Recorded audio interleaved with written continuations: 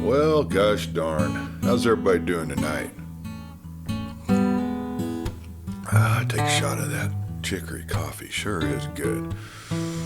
Welcome to the campfire. Glad to see you all here. Many of you have been here before, so you know what we're going to do. We're going to sit around this campfire and we're going to enjoy each other's company. We're going to tell stories. And we're going to have a cup of coffee and maybe some popcorn, s'mores occasionally. But for now, we're going to tell stories. And I've got some more of this Thomas Robinette, the Bigfoot hunter, by one of our listeners, Joe Flippo. Now, we worked our way all the way up to chapter 4, and there's plenty more to come, Joe Flippo says. So let's get started here. It's getting a little crazy. Chapter 4, like I say, the name of that is My Name is Danae. So this is 1 week earlier. Sitting on a ledge just south of the Washington state border, about 14 miles southeast of the Milk Creek headquarters, a lone figure sat silently upon a ledge and watched his surroundings. Nothing happens here that he wasn't aware of, even though he was perfectly hidden. He watched the crows as they flew away cawing. He watched as squirrels ran up trees, and he listened as songbirds hushed their singing. He smelled the foreign odors and aromas that danced along the wind. In his thoughts, he reached out across space and time to think about the lessons that his fathers had taught him. New arrivals had entered into his domain. They were not the first people, but the Washi, who are said to be from a faraway land across many waters. The Washi had entered his domain. For 3 years he had watched them clamor around in the wild like small toddlers playing on the creek bank. In his past 23 winters, he had only seen small groups of Washi. Usually, there were only a couple or maybe 3 or 4 fingers at the most packing their belongings on their four-leggeds. Those usually only stayed long enough to disrupt the herding four-leggeds, kill their king and a few queens, and then leave carrying off their trophies.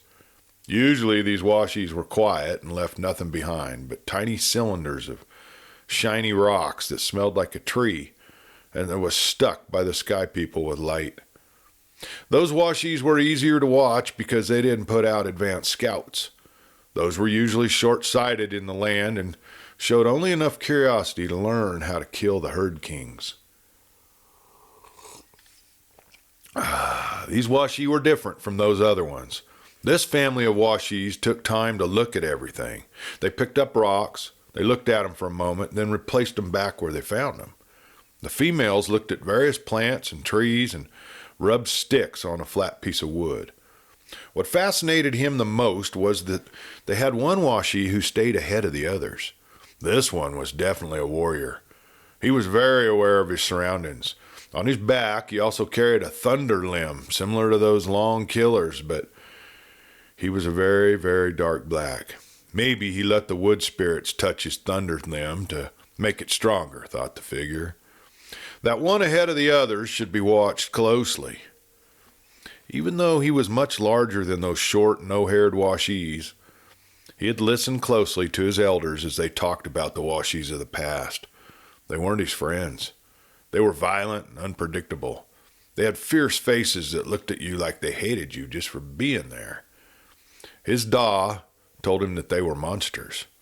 They could poison the air so that even the strongest of their family would fall down deathly ill just by walking across their path. They were so evil that even the air was poisonous wherever they went. His Da went on to tell him that if he got close to the short Washis, don't even look them in the eyes. Treat them like you would a great bear and stay still as long as you could without even blinking or breathing. Back away slowly. Never let them see you. Don't even drink the water downstream from him, his Da said. He had learned his lessons well. Now that Da had traveled the way to the sky people, he was the family's protector. In the past, this figure remembered how he had been curious about the Washi. He had crept up to their campsites many times just to watch the evil spirits that they called out of the woods. Those spirits were evil because if left alone, they would eat up the whole forest and leave their stinking breath lingering in the air. Those spirits had hunger for all living things, both moving and still. Once those spirits possessed the bodies, They corrupted it with its breath of destruction. No one could fight these spirits if they were given the chance to grow to maturity. Now he watched the Washee to make sure that they killed the spirits of the woods before they left the wilderness. 3 times. 3 times the Washee had left the spirits breathing their breath of death. After the Washee left, he crept up and stomped them back into the ground where they belonged. The first time, the spirits caught a hold of his hair and tried to drag him into the dirt. He fought bravely until he stopped the spirits from climbing up the hairs on his legs. That was the day he learned the name of the wood spirit. It was called fire. He had learned to understand much of Washee's words by listening. Although he didn't have anything to practice talking to, he did take time to try to say Washee's words. His attempts didn't sound exactly like their words, but he hoped that they could still understand him. Washee's words were different from the language of whistles, tongue pops, and teeth snapping that he learned as a young Ba. Ma had placed the cooling clay from the river on his damaged leg. Because Ma used the same clay that the Eternal One used to create him, he was made new. His wounds healed, and he was made a warrior for his family that day, even though he wasn't quite as tall as Da's chest. He still carried the scars where the spirits tried to steal his soul. The Eternal One saved him that day so that he could protect his people from the face eaters that lived high up in the mountains. The face eaters were more feared than the Washees. They grew to enormous sizes and weighed as much as his whole immediate family combined, if not more. Recently, the face eaters had sent their hunters out to attack his people. That was why he was watching from the ledge. He was sure that the face eaters would find this large and loud group of Washee too tempting to ignore. Face eaters were absolutely uncivilized compared to his family. The face eaters even ate their own dead. Sometimes they even killed their own to eat them. The Eternal One must have made these face eaters from his own mud. Maybe that is why they eat each other and everything else, he surmised, as he watched the family of Washees stop for the day. This family of Washees built their village wherever they were at when the sky people journeyed to the land of the moon. They put up their dwellings and secured their perimeter before they summoned the evil fire from the wood. Their fire must have been different from the other Washee fire spirits. The spirits that they summoned put off an alluring odor from its breath. The odors made the figure's mouth water and stomach grumble with hunger. He wanted to sneak closer to the village, but some movement out of the corner of his eye caught his attention. Far off up the mountain he saw them. It was definitely the face eaters. Their woven hunters had found the Washees and had reported back to the old Gawa himself. He was leading a stealthy war party down the mountain. Besides the hunters, there were only 5 face eaters in the war party. They were still a pretty far distance away, but they could take that Washee village before morning. He thought about what he should do. Should he do anything? Could the Washee repel the face eaters? The fact that the face eaters came into his territory without permission meant that they didn't abide by the fragile peace agreement that Da had with the Gawa. This was an act of war. He was responsible for the protection of everyone in his domain. From his ledge, he crept around to the other side of the mountain toward the approaching encroachers. He stood tall and screamed his war cry at the top of his lungs. That roar, scream, howl that he bellowed was the same one that his dad taught him. It was the cry of authority and must be answered. Not hearing an answer from Gawa, he propelled himself down the mountain toward the Washee village. Along his way, he whistled to his kin within hearing to warn them of the approaching face eaters. His family was strong. It had 10 hands and 10 feet of warriors accounted for when he left earlier. The sentinels would alert everyone to prepare for the defense of their home. Washee are a different matter. They had no warning of danger. Since Da was on his journey, it was his job to protect the Washees. He hoped that he could make it to their village in time to warn them without dying from their poison. That Da had seen him encroaching upon his territory was most inconvenient, thought Gawa. His hunters were certain that Da was dead. Upon hearing the cry, Gawa stopped in his tracks. His hunters had reported the Washee family days earlier They reported that Daw was found dead on the mountain ledge from which the same bellow just came from. Not only did Daw sound alive, but he sounded like he was in prime once again. Had the Eternal One given Daw new life? Was it the spirit of Daw that screamed at them now? These questions Gawa couldn't answer, but he knew that if he were thinking these thoughts, then he wasn't alone. He growled at his subordinates to hurry them along on the path. He had to get to these washees before Daw got to them. "What was that god-awful noise, Kevin?" Katie asked her brother.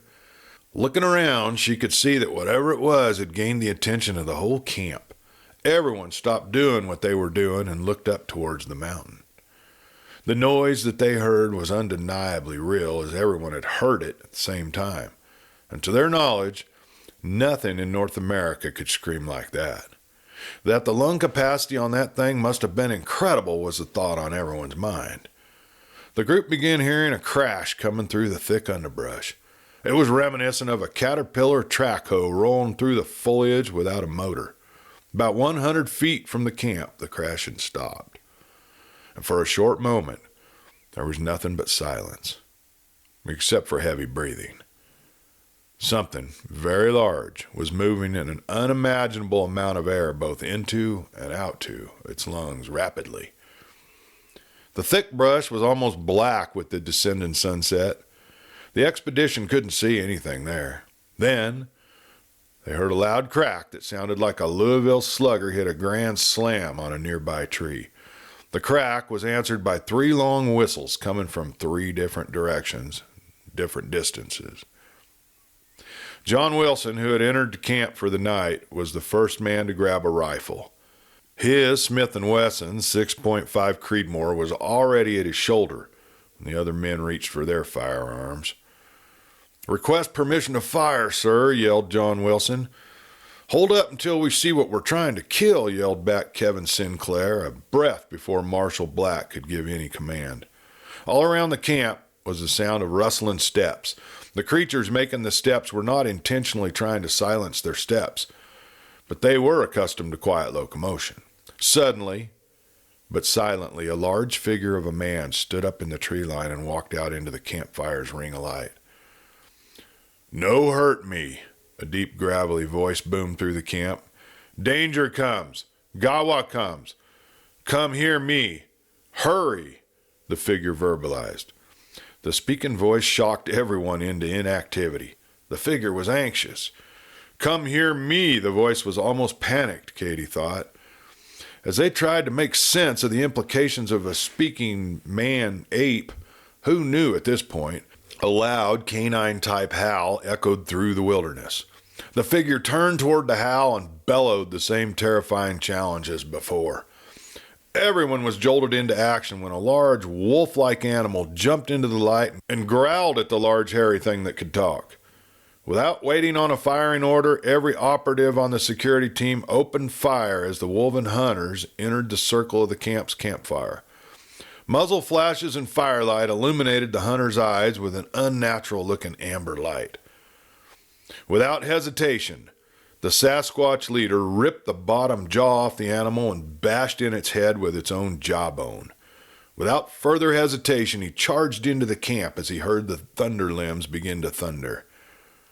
He grabbed the 2 female washies and ran off into the forest with them. He may not be able to save them all, but the females were life-givers, so he had to try to save them.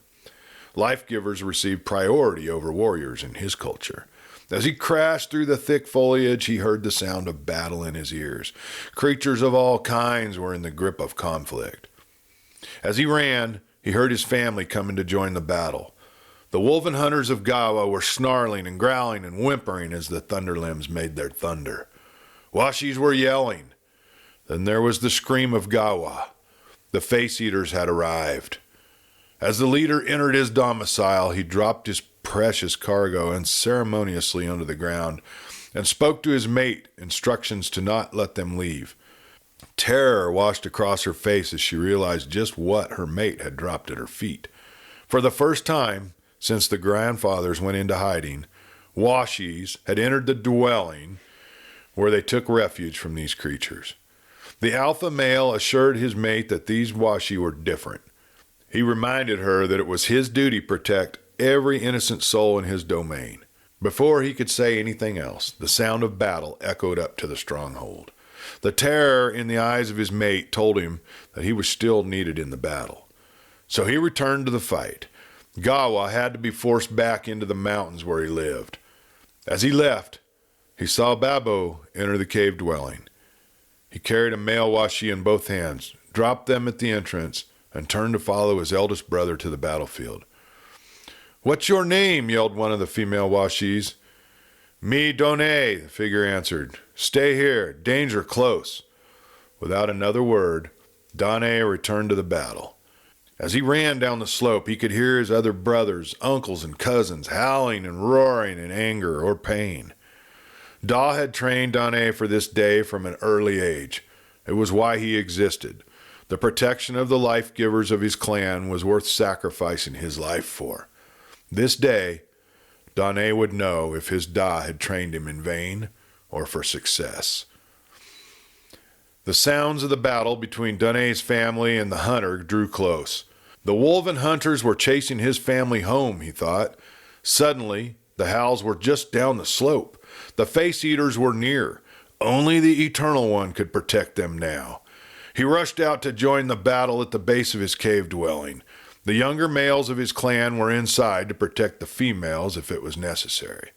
He would lead his mature adult males that remained inside the cave into the very mouth of the face-eaters if it was necessary to protect those within his territory. Dene was snapped out of his thoughts when a long, furry snout gnashed at his chin. He grabbed the hunter by the throat, twisted with all of his might, and threw down the dead corpse. It was going to be a long night. He wondered how many of his family wouldn't see morning come.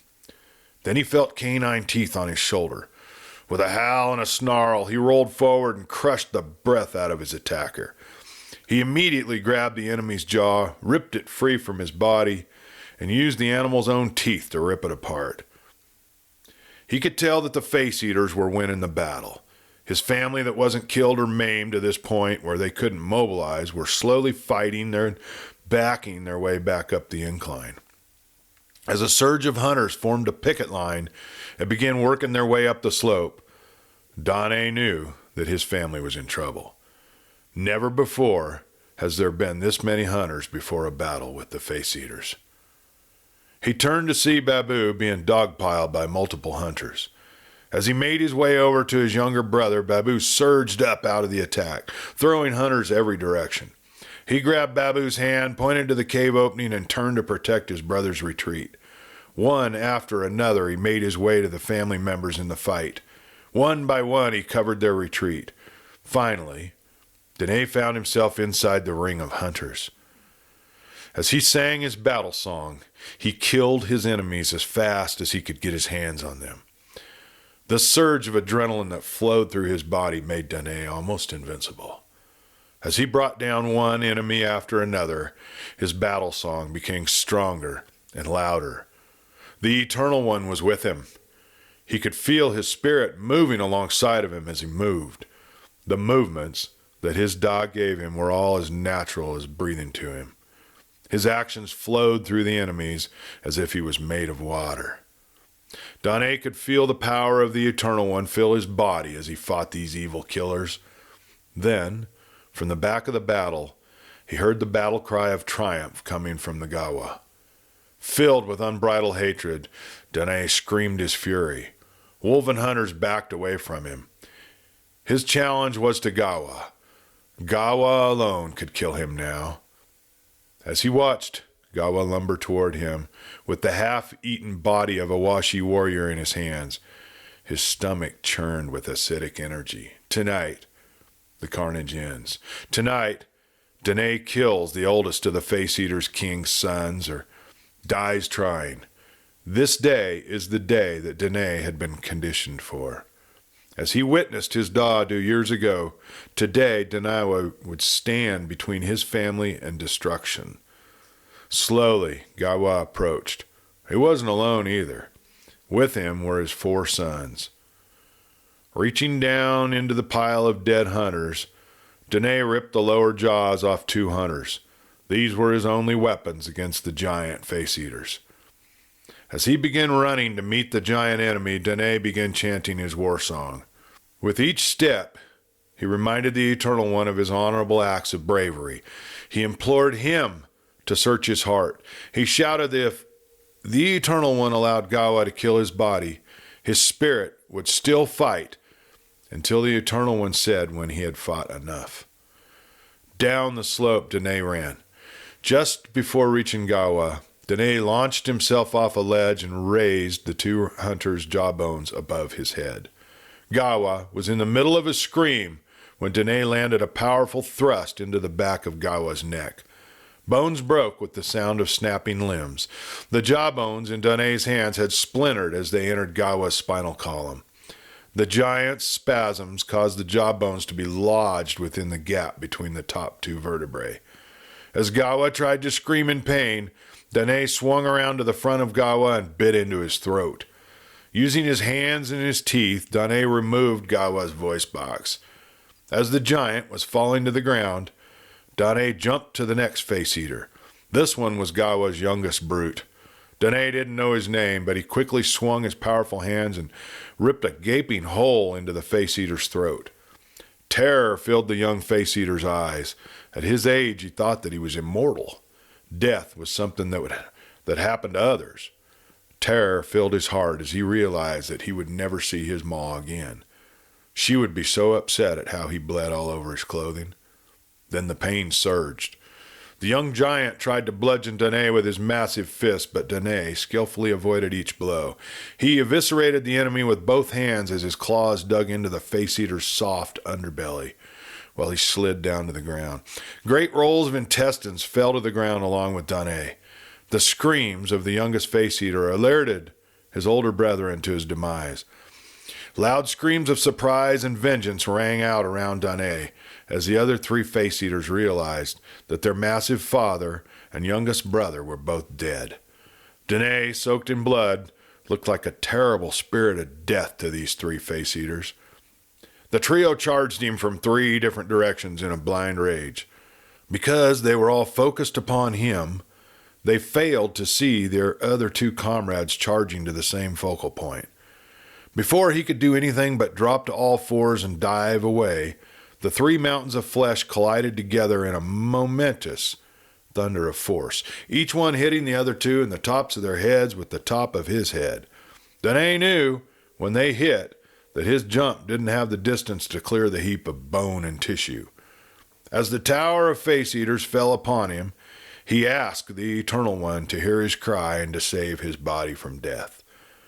As a great cloud of dust, blood, and brain matter mixed with bone fragments exploded into the air, all Danae could see was darkness.